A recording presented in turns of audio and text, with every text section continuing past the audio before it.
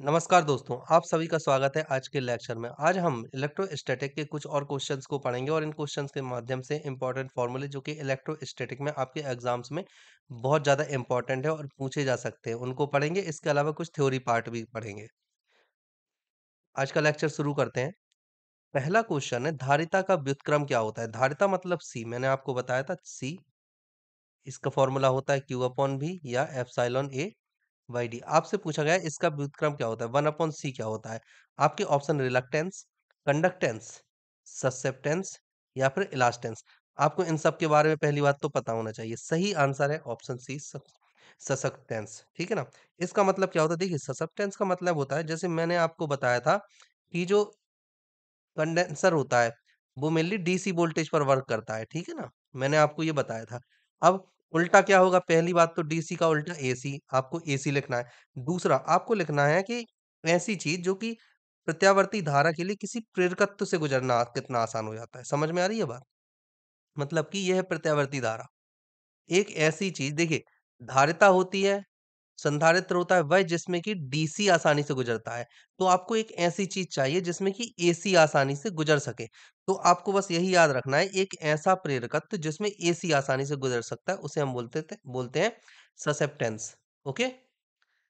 अगला क्वेश्चन है, जब ढकता हुआ का मतलब यहाँ पे डाई इलेक्ट्रिक मटेरियल से बात की जा रही है। जब डाई इलेक्ट्रिक मटेरियल सजातीय होता है तो संभावित ढाल कैसी होती है? संभावित ढाल मतलब पोटेंशियल ग्रेडियंट की आपसे बात की जा रही है। तो देखिए पोटेंशियल ग्रेडियंट के लिए सबसे पहले तो आपको पता होना चाहिए कि पोटेंशियल ग्रेडियंट होता क्या है। देखिए क्या हुआ, यहाँ पर एक प्लस चार्ज रखा हुआ है जिसे हमने प्लस क्यू बोला। प्लस क्यू से सभी दिशा में विद्युत किरणें, सॉरी विद्युत रेखाएं निकल रही हैं। ठीक है ना। और ये एक तीव्रता आरोपित करती हैं किसी बिंदु पर। मान लीजिए कि ये वाली रेखा है जो यहाँ पर इस बिंदु पी पर कुछ विद्युत तीव्रता डालती है ए, जो कि एफ बल का अनुभव करता है बिंदु पी। हमने ये देखा। और यहाँ से यहाँ तक की डिस्टेंस को यदि हम मानते हैं एक्स। ठीक है। अब यहाँ पर विद्युत क्षेत्र की तीव्रता ई है, लेकिन जैसे ही आप यहाँ से थोड़ा आगे चलते हो, इतनी डिस्टेंस पर आ जाते हो, मान लीजिए यहाँ आ गया। ठीक है। यहाँ आ गए आप, मतलब आपने बिल्कुल छोटी सी dx दूरी चल चल ली। तो ये जो आपकी बची हुई दूरी है इसे बोलते हैं x माइनस डी एक्स। ठीक है ना। तो कहने का मतलब ये है कि x से x minus D x point पर आने में कितना विभव खत्म हो गया, मतलब कितने विभव का पतन हुआ है, उसे हम बोलते हैं पोटेंशियल ग्रेडियंट। ठीक है, आपको ये याद रखना है। पोटेंशियल ग्रेडियंट क्या है? कोई आवेश है Q जो कि एक निश्चित दूरी x पर किसी पॉइंट P पर कुछ तीव्रता आरोपित करती है। यहाँ पर इसका कुछ विभव है, मान लीजिए V। ठीक है ना, अनुभव करता है ये पॉइंट P। लेकिन जब हम इस पॉइंट से थोड़ा पास में आ जाते हैं तो विद्युत विभव कुछ कम हो जाता है, और पास में आते हैं कुछ और कम हो जाता है। तो ये कितना पतन हो रहा है, कितना विद्युत विभव कम हो रहा है, V माइनस डी भी। मान लीजिए डी भी कम हो गया तो V माइनस डी भी बचा। टोटल था V, उसमें से डीवी कम हो गया तो V माइनस डीवी बचा। तो पतन हुआ है डीवी, इसे हम बोलेंगे प्रवणता। ये पॉजिटिव भी होती है और ये नेगेटिव भी होती है। ठीक है। तो आपको ये बताना है ये कैसी होती है किसी सजाती परावैद्युत, सॉरी, डाई इलेक्ट्रिक मटेरियल के लिए। आपके ऑप्शन है यूनिफॉर्म होती है, नॉन यूनिफॉर्म होती है, जीरो होती है, या इनमें से कोई नहीं। आपको याद रखना है यूनिफॉर्म होती है। ठीक है। जैसे जैसे आप पास आएंगे उसी अनुपात में कम होगी। अगला क्वेश्चन देखते हैं। अगला क्वेश्चन है, कम पारगम्यता वाली सामग्री में संभावित ढाल उच्च पारगम्यता वाली सामग्री की तुलना में कैसी होती है? कम पारगम्यता और उच्च पारगम्यता से मतलब है, ये है एक डाई इलेक्ट्रिक कांस्टेंट, ये है दूसरा डाई इलेक्ट्रिक कांस्टेंट। इसे हम नाम 1 दे देते हैं और इसे हम 2 दे देते हैं। दोनों ही डाई इलेक्ट्रिक कांस्टेंट हैं। ठीक है ना। अब देखिए अधिक पारगम्यता से मतलब है कि यहाँ से आसानी से आवेश जा पा रहे हैं, यहाँ पे आवेश को जाने में थोड़ा टाइम लग रहा है। ठीक है ना।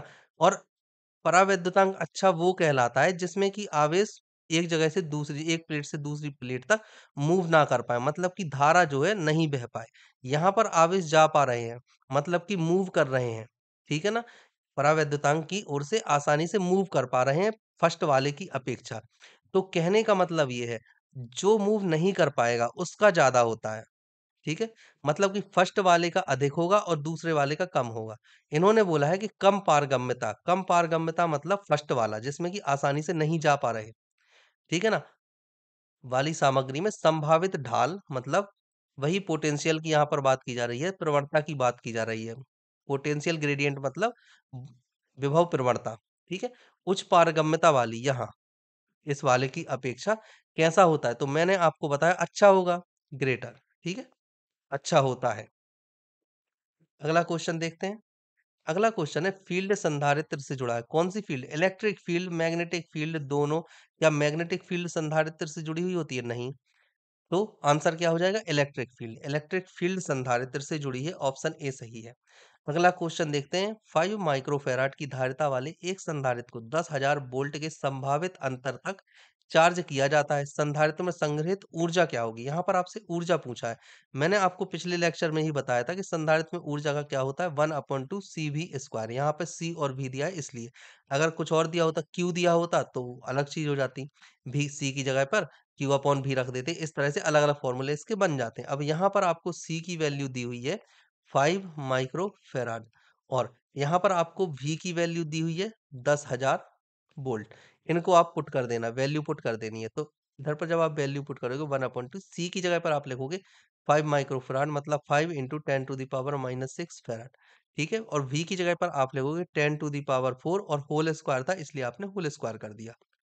जब आप इसे सॉल्व करोगे तो 1/2 इंटू 5 इंटू 10⁻⁻6 और यहाँ पर हो जाएगा 10⁻8। जब आप इस पूरे को सॉल्व करोगे तो कितना होगा आपका? 1/2 इंटू 5 इंटू यहाँ पर आ जाएगा 100। मतलब कि आपका जो आंसर आएगा वो आएगा 500/2। कहने का मतलब है कि 250, ठीक है? इतना आएगा 250 जूल्स, ठीक है? ऑप्शन डी सही है इसका। कहाँ है ऑप्शन डी? ये है 250, ठीक है? अब देखिए यहाँ पर आपसे एक क्वेश्चन पूछा गया है 10 मिलीमीटर की दूरी पर स्थित दो अनंत समानांतर। अनंत समानांतर का मतलब ये है संधारित्र। इन दोनों की बीच की डिस्टेंस आपको बताई गई है 10 मिलीमीटर है और ये अनंत का मतलब ये है कि ये कितनी भी दूरी तक जा रहे हैं, ऐसा कितनी भी दूरी तक अनंत है इनकी लंबाई, ठीक है ना? ये इतना आपको दिया हुआ है। इनके बीच में आपने एक वोल्ट अप्लाई किया। कितना वोल्ट अप्लाई किया आपने? आपने अप्लाई किया है 100 वोल्ट, ठीक है? दिया हुआ है क्वेश्चन में 100 वोल्ट ये लिखा है। 100 वोल्ट आपने अप्लाई किया। दोनों के बीच की डिस्टेंस आपको बताई गई है 10 मिलीमीटर। याद रखना है मिलीमीटर में, इसको हम चेंज करेंगे मीटर में, ठीक है? इतना आपने लिखा और ये चार्ज हो जाएगा, यहाँ पर प्लस आ जाएगा, अंदर तरफ माइनस आ जाएगा, ठीक है? इधर से माइनस से जुड़ा है तो ये माइनस ही रहेगा और अंदर तरफ प्लस आ जाएगा। ओके। अब देखिए आपको निकालना है कि उनके बीच इलेक्ट्रॉन का त्वरण क्या होता है। त्वरण आपसे पूछा गया है। अब आप बहुत सारे लोग होंगे कंफ्यूज जाओगे त्वरण कैसे निकालें। मैंने आपको बताया था मैकेनिक्स का एक फॉर्मूला आपने पढ़ा है त्वरण के लिए। क्या पढ़ा है? F is equal to M A, एक ही आपने पढ़ा था। और यहाँ पर भी आपने एक फॉर्मूला पढ़ा है त्वरण के लिए। क्या सॉरी, इसके लिए विद्युत क्षेत्र की तीव्रता के लिए E is equal to V D, ठीक है? अब यहाँ से आपको पहली बात तो ई निकाल ली है। आपको 10 डी है 10 मिलीमीटर और वी की वैल्यू आपको दी है 100 वोल्ट, ठीक है? आप इसको कन्वर्ट कर लोगे तो कितना आ जाएगा मीटर में? 10⁻³ मीटर, ठीक है? Into 100 volt.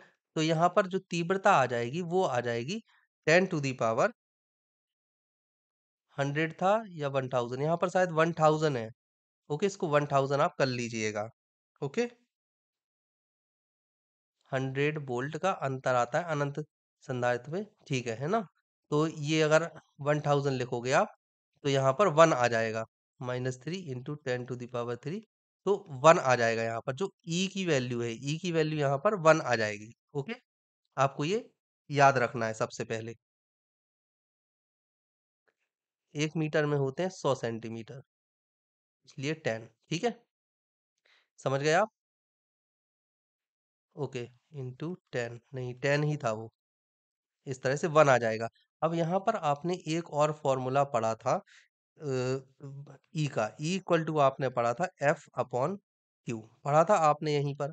अब देखिए यहाँ पर एफ का अगर आप निकालो तो होगा ई इंटू क्यू, ये फॉर्मूला आप ऑलरेडी पढ़ चुके हैं। एक ये वाला फॉर्मूला आपने पढ़ा था। तो इन दोनों में एफ इक्वल टू कर दीजिए बराबर, इधर से एम ए के इक्वल कर दीजिए ई क्यू, इसके आगे यहाँ पर आए हैं, ठीक है ना? ई क्यू आपको कर देना है। अब देखिए यहाँ से त्वरण निकालना है तो a is equal to e q upon m. ठीक है, ई की वैल्यू आपने निकाली है 1 आई है, क्यू की वैल्यू आपको पता है इलेक्ट्रॉन का कितना होता है 1.6 इंटू 10⁻⁻19।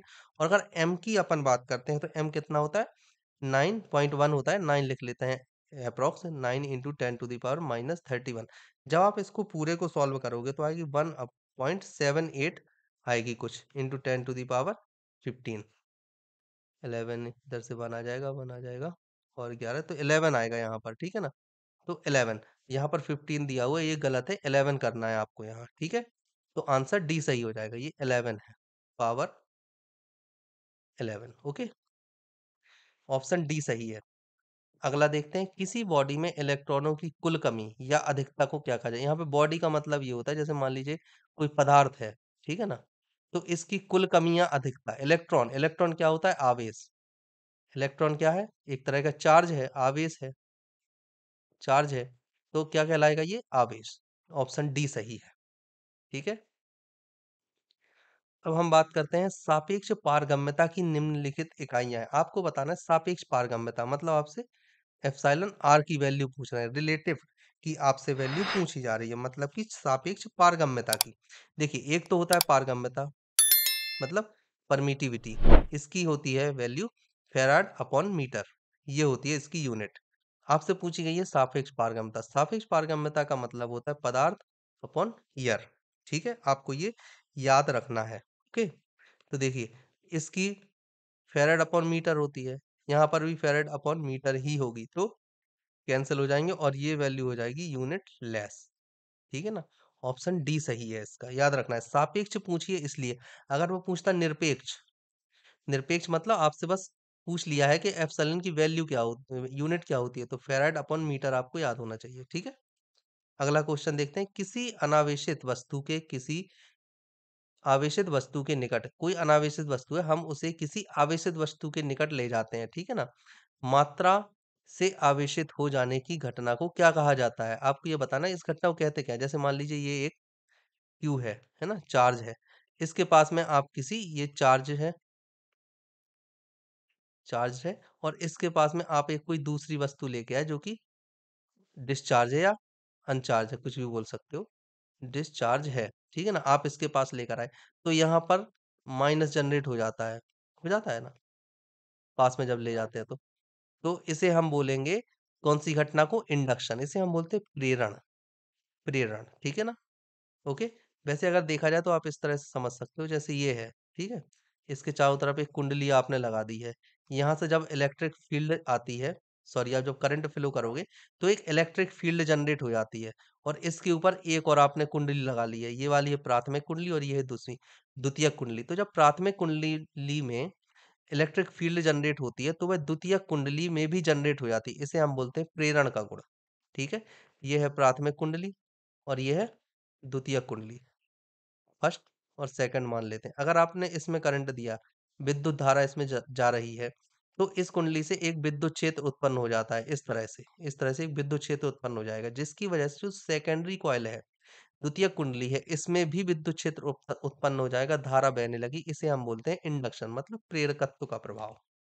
ओके, अगला क्वेश्चन देखते हैं, फ्लक्स की इकाई, एक इकाई ट्यूब को क्या कहा जाता है। ये तो सभी को पता होगा, फ्लक्स की एक इकाई ट्यूब को क्या कहा जाता है। ऑप्शन बी फैराडे, कई बार बात कर चुके हैं हम। ठीक है, आगे देखते हैं, किसी विद्युत क्षेत्र में किसी सतह से गुजरने वाले फ्लक्स की फैराडे ट्यूबों की संख्या आपसे पूछी गई है। फैराडे ट्यूबों की संख्या क्या कहलाती है।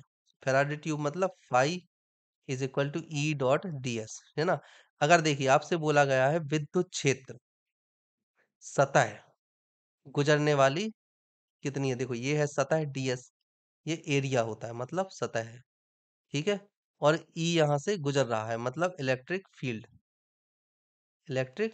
फील्ड गुजर रही है, या हम ये बोले कि ये नंबर ही है, एक तरह से संख्या गुजर रही है फैराडे ट्यूबों की, तो उन्हें हम क्या बोलेंगे, फ्लक्स से रिप्रेजेंट करते हैं, जैसे फाई बोलते हैं, तो ये क्या कहलाएगा, इलेक्ट्रिक फ्लक्स कहलाता है। आपसे अल्टीमेटली गॉस लॉ को पूछ लिया, ये गॉस लॉ भी इसे ही बोलते हैं, phi is equal to E dot D S, यही है गॉस लॉ। ठीक है ना, अगला क्वेश्चन देखते हैं। अगला क्वेश्चन है, विद्युत तीव्रता की इकाई क्या है? विद्युत तीव्रता आपको निकालना है। विद्युत तीव्रता को हम ई से रिप्रेजेंट करते हैं, ई इज इक्वल टू क्या होता है, एफ अपॉन क्यू। तो यहाँ से क्या हो जाएगी, एफ की इकाई न्यूटन और क्यू की इकाई कूलाम, तो न्यूटन पर कूलाम होती है। ऑप्शन सी सही है इसका। इसके अलावा और भी सही हो सकते हैं, जैसे अगर E इज इक्वल टू, आप इसको लिखो K into Q upon R square, तो कूलाम पर मीटर स्क्वायर भी इसकी इकाई हो सकती है, ठीक है ना, ये भी आपको याद रखना है। ओके, अगला क्वेश्चन देखते हैं। अगला क्वेश्चन है, किसी बिंदु आवेश के कारण क्षेत्र के भीतर ई का मान इसकी सहायता से ज्ञात किया जा सकता है। क्षेत्र के अंदर ई का मान आप किसकी सहायता से ज्ञात कर सकते हो? आपके ऑप्शन है फेराडे लॉ से, किरचॉफ लॉ से, कूलाम्स लॉ से, या नन ऑफ दीज से। आपसे पूछा गया है कोई बिंदु आवेश है, ठीक है, और यहाँ पर एक किसी क्षेत्र के भीतर का हमने ले लिया कि एक गोला ले लेते हैं हम, ठीक है ना, एक गोला है, एक गोला मतलब खोखला गोला है ये। कौन सा गोला है? खोखला गोला। इस खोखले गोले के अंदर एक चार्ज रखा हुआ है प्लस क्यू, ठीक है ना। अब इस प्लस प्लस क्यू से विद्युत विद्युत लाइनें निकल रही हैं, विद्युत रेखाएं, तो ये एक विद्युत क्षेत्र जनरेट कर रही हैं अंदर। आपको ये बताना है कि ये जो विद्युत क्षेत्र ई है ना, आप इसको किसकी सहायता से निकाल सकते हो, विद्युत क्षेत्र ई को? फेराडे लॉ से निकाल सकते हो, किरचॉफ लॉ से निकाल सकते हो, कूलाम्स लॉ से, या नन ऑफ दीज से। तो कूलाम्स लॉ से आप इसे निकाल सकते हैं, आपको ये याद रखना है, ठीक है। अगला क्वेश्चन देखते हैं।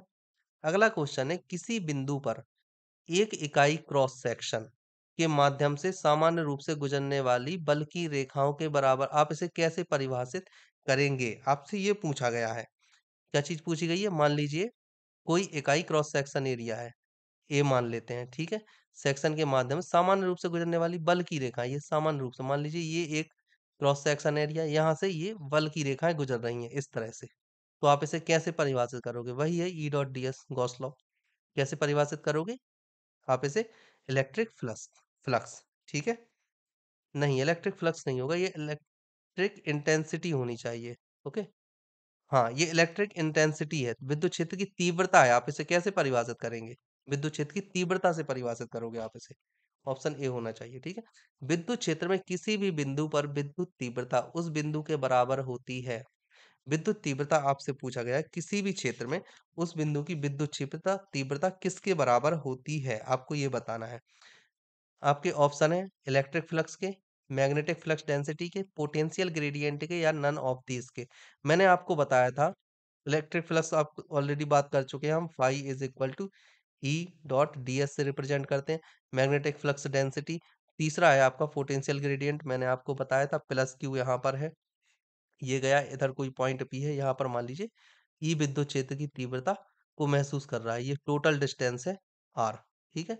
इस डिस्टेंस को बोलेंगे डी आर, तो ये वाली जो टोटल डिस्टेंस है ये हो जाएगी आर माइनस डी आर, ठीक है। तो कहने का मतलब उसने ये बोला है, बिंदु पर विद्युत तीव्रता उस बिंदु के बराबर होती है, विद्युत क्षेत्र में किसी भी बिंदु पर विद्युत तीव्रता उस बिंदु के बराबर होती है। ये है बिंदु, यहाँ पर आपने लिया, यहाँ पर गए आप, उसके बाद ये वाले बिंदु पर आए, तो ये कुछ पतन हो गया। किस चीज का पतन हुआ है? वोल्टेज का। यहाँ पर एक वोल्टेज मान लीजिए भी था इस वाले पॉइंट पर, लेकिन जब आप क्यू पॉइंट पर आए, क्यू नहीं देते हैं, जेड दे देते हैं, जब आप जेड पॉइंट पॉइंट पर आए, तो यहाँ पर मान लीजिए डेल्टा भी का पतन हो गया, तो यहाँ पर हो गया भी माइनस डेल्टा भी, क्यू में हो गया डेल्टा भी, यहाँ से यहाँ तक आने में, डी आर दूरी तक चलने में डेल्टा भी का पतन हो जाता है, ठीक है ना, डेल्टा भी पतन हो गया। तो जेड पॉइंट पर यहाँ पर आपके पास में बता भी माइनस डेल्टा भी, ठीक है। इतना बचा, इसे हम क्या बोलेंगे? पोटेंशियल ग्रेडियंट बोलते हैं ना, पोटेंशियल ग्रेडियंट। उसने यही बोला है, तो ऑप्शन सी होना चाहिए। अगला क्वेश्चन देखते हैं, विद्युत विस्थापन एक है। विद्युत विस्थापन क्या है? ऑलरेडी मैंने आप कई बार ये चीज डिस्कस की है। आपसे पूछा गया इलेक्ट्रिक डिस्प्लेसमेंट, डिस्प्लेसमेंट आ गया, और डिस्प्लेसमेंट कैसा होता है? डिस्प्लेसमेंट होता है final point minus final point, और डिफरेंस लेते हैं हम इनिशियल पॉइंट का, इनिशियल पॉइंट, ठीक है। फाइनल पॉइंट और डिफरेंस इनिशियल पॉइंट, मतलब कि अगर विस्थापन है तो विस्थापन एक सदिश राशि होती है, इस वजह से विद्युत विस्थापन भी सदिश राशि हो जाएगी। Okay, option B. अगला क्वेश्चन देखते हैं, एक बिंदु पर नकारात्मक संभावित ढाल, नकारात्मक मतलब आपसे यहाँ पर पूछा जा रहा है नेगेटिव वोल्टेज पोटेंशियल, ठीक है। सॉरी सॉरी, हाँ, वोल्टेज पोटेंशियल, अब negative potential difference, negative potential gradient, ठीक है ना? आपसे ये पूछा जा रहा है। आपको ये बताना है कि कैसा होगा।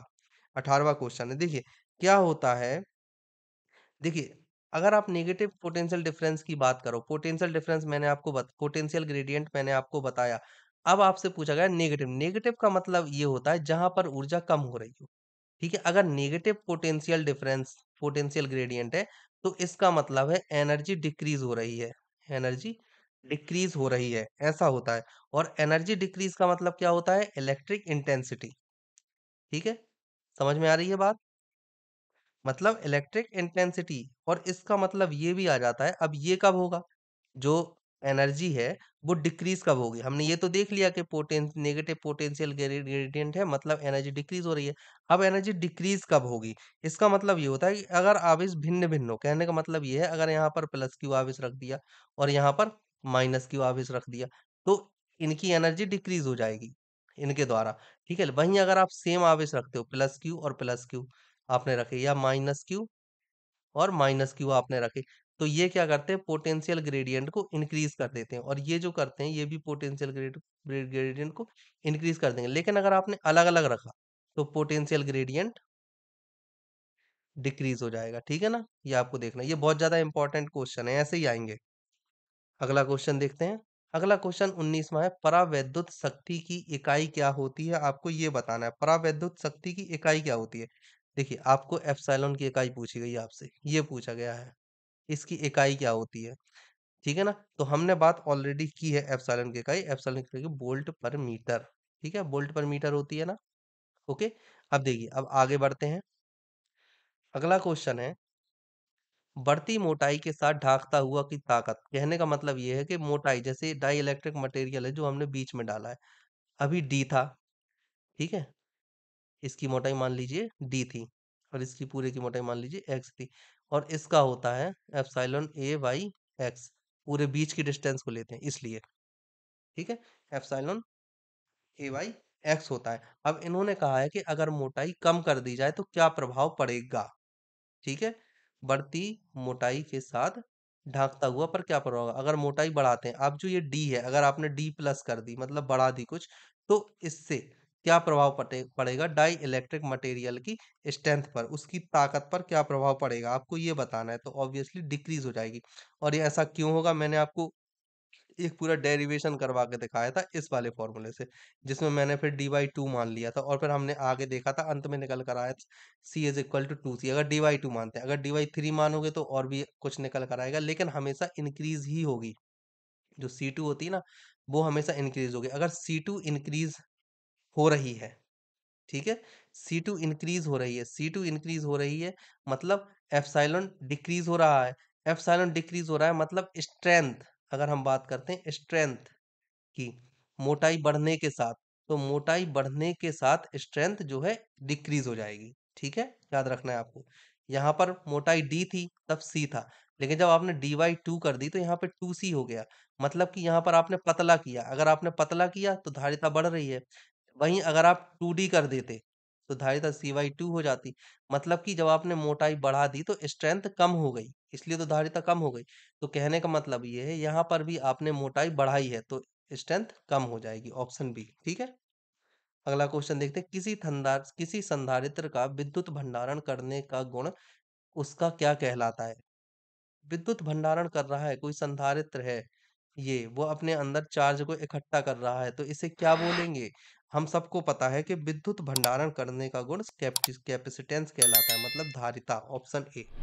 अगला क्वेश्चन देखते हैं, संधारित्र का वह गुण है जो इसके पार वोल्टेज के किसी भी परिवर्तन में देरी करता है, किसी भी परिवर्तन में देरी करता है। कहने का मतलब ये है कि कोई संधारित्र है, ठीक है, आपको उसके उस गुण के बारे में बताना है जो कि वोल्टेज में परिवर्तन में देरी करता है। देखिए आप में से बहुत सारे लोग ये जानते होंगे कि इसका आंसर कैपेसिटेंस है, लेकिन मैं यहाँ पर आपको बताऊंगा कि कैपेसिटेंस इसका आंसर है क्यों। आंसर अगर बी है तो इसका आंसर बी है क्यों। देखिए क्या होता है, अगर आप देखोगे कि आमतौर पर यदि आप देखते हो तो जो कैपेसिटर होता है ना, वो चार्ज करने के समय धारा प्रवाहित होती है, ठीक है ना? अगर हम किसी कैपेसिटर को चार्ज करना चाहते हैं, मान लीजिए ये है कैपेसिटर और हम इसे चार्ज करना चाहते हैं, जितना ज़्यादा हम इसे चार्ज करना चाहते हैं, हमें उतना ज़्यादा वोल्टेज अप्लाई करना पड़ता है या उतनी ज़्यादा धारा इसमें भेजनी होती है, तो उतनी तेज़ी से चार्ज होता है। अगर हम धीमे चार्ज करना चाहते हैं, तो इसमें कम वोल्टेज अप्लाई करना होता है, इस वजह से होती है। लेकिन आम तौर पर क्या होता है, जो ये संधारित्र है ना,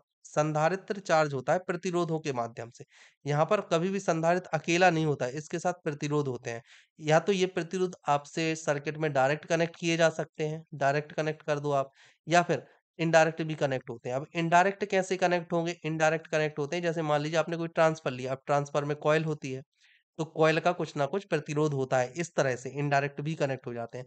तो हम ये देखते हैं कि जो संधारित्र है, वोल्टेज कितनी तेजी से बदल सकता है, ये डिपेंड करता है कि संधारित्र का आकार और प्रतिरोध कितना है, ठीक है ना? अगर प्रतिरोध उच्च है, तो संधारित्र पर क्या तो संधारित्र वोल्टेज को कितनी तेजी से परिवर्तित करेगा और अगर प्रतिरोध निम्न है, तो संधारित्र वोल्टेज को कितने निम्न तरीके से परिवर्तित करेगा, ठीक है ना? तो कैपेसिटेंस इसलिए हम लगाते हैं कैपेसिटेंस। ठीक है 23 100 माइक्रोफैराड की एक धारिता इतने ओम के प्रतिरोध के साथ श्रृंखला में जुड़ी हुई है सर्किट का समय स्थिरांक बताना है। अब देखिए समय स्थिरांक आपको बताना है। समय स्थिरांक का फॉर्मूला होता है टॉर्क से हम इसे रिप्रेजेंट करते हैं और इक्वल टू होता है आरसी। ठीक है ये प्रतिरोध होता है और ये धारिता होती है। यहाँ पर ये फॉर्मूला याद कर लेना ये आपसे पूछा जा सकता है डायरेक्ट क्वेश्चन आते हैं। यहाँ पर आर आपको दिया है 8000 ओम और धारिता आपको दी है 100 माइक्रोफैराड।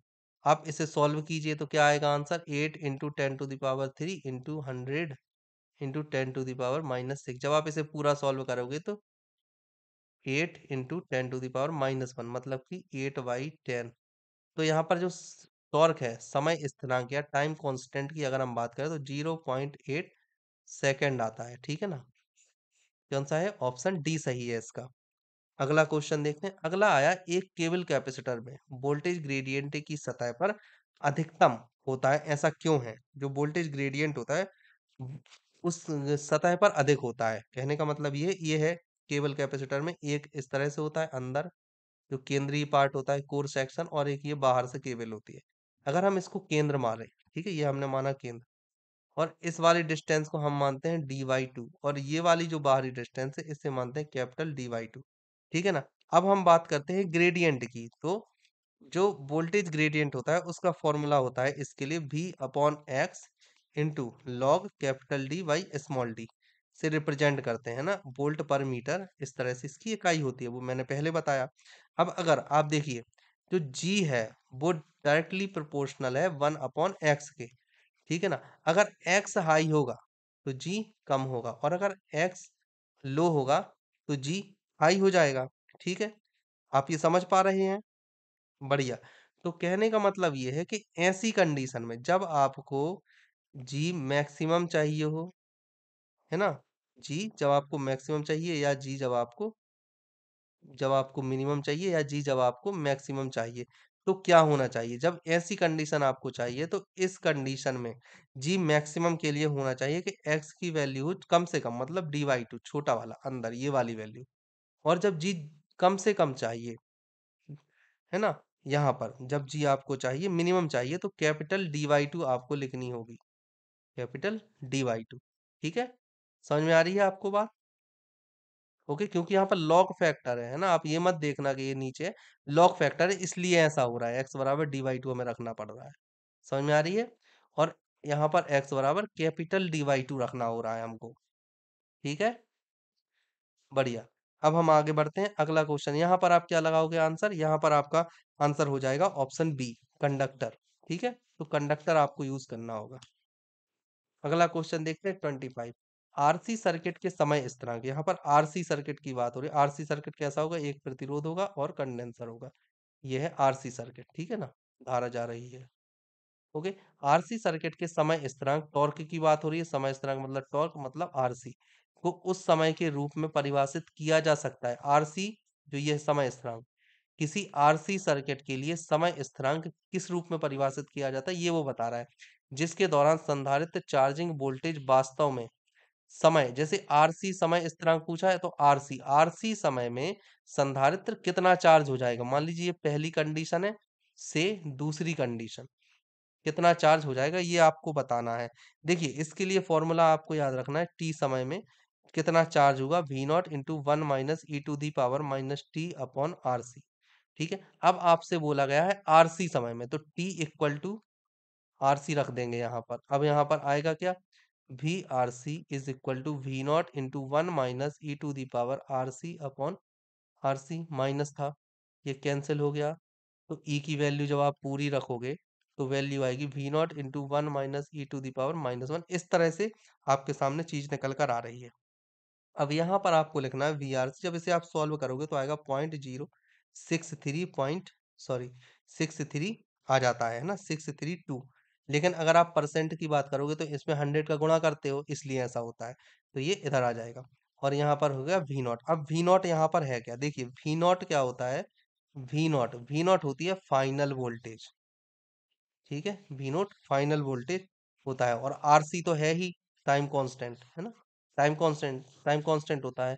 ओके, और वी आरसी होता है टी समय में, मतलब आरसी समय में कितना परिवर्तन हुआ। तो आपको ये बताना है ये परसेंट में, अगर यहाँ पर 0.632 लिखा है, इसमें हम परसेंट इंक्रीज किया तो यहाँ पर आ जाएगा 63.2%। ठीक है ना, ऐसा। तो 63.2 से फाइनल, यहाँ पर फाइनल है वी नॉट। ठीक है, आंसर क्या हो जाएगा, option C. Okay, I hope कि आज का लेक्चर आपको अच्छा लगा होगा। थोड़ा टफ था क्योंकि अब हम थोड़ा टफ क्वेश्चन की तरफ आगे बढ़ रहे हैं। अब वही संधारित्र नहीं पढ़ेंगे, अब हम आरसी सर्किट पर आ चुके हैं जो स्थिर विद्युत के लिए बहुत ज्यादा इंपॉर्टेंट होता है। ठीक है ना, तो आगे और भी कुछ टफ क्वेश्चन बचेंगे, एक दो क्लास और लूंगा मैं इस चीज की, तब तक पूरे क्लियर कर दिए जाएंगे आपके क्वेश्चन। ओके, तो आज के लिए इतना रखते हैं और कल फिर हम फिर से मिलेंगे। तो थैंक यू, और इससे पहले चैनल को सब्सक्राइब कर दीजिए, लाइक शेयर और कमेंट कर दीजिए, अपने दोस्तों के साथ चैनल को सब्सक्राइब जरूर कीजिए, शेयर कीजिए, जिससे कि वो भी इस लेक्चर का फायदा उठा पाए। लेक्चर देखने के लिए थैंक्स।